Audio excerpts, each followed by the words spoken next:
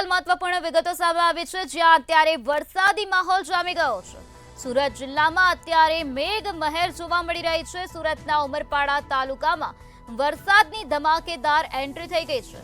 ત્યારે વરસાદ વરસતા વાતાવરણમાં ચારોકોર ઠંડક પ્રસરી ગઈ છે। તો ચેકડેમ છલકાતા આહલાદક દ્રશ્યો સર્જાયા છે। આ ચેકડેમના આહલાદક દ્રશ્યો સામે આવ્યા છે, જે તમે મંતવ્યની સ્ક્રીન પર નિહાળી શકો છો।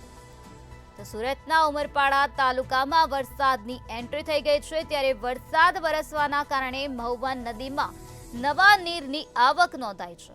તો આ સાથે જ નદી ઉપરનો ચેક ડેમ અત્યારે ઓવરફ્લો થયો છે। ચેક ડેમ છલકાતા નયનરમ્ય દ્રશ્યો સર્જાયા છે, જે તમે મંતવ્યની સ્ક્રીન પર નિહાળી શકો છો।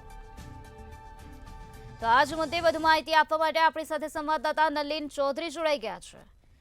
જી નલિન, સુરત જિલ્લામાં અત્યારે વરસાદી માહોલ જોવા મળી રહ્યો છે। વરસાદ વરસતા મહુવા નદીમાં નવા નીરની આવક જોવા મળી રહી છે। શું છે વધુ માહિતી?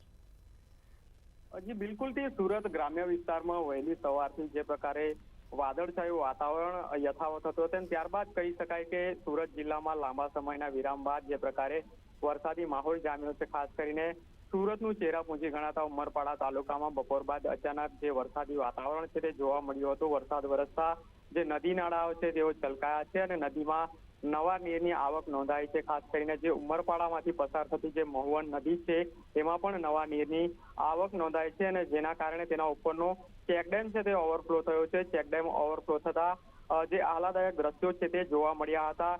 સાથે જ ઉમરપાડા તાલુકામાં કાળા ડિબાંગ વાદળો સાથે હજુ પણ વરસાદ છે તે વરસી રહ્યો છે।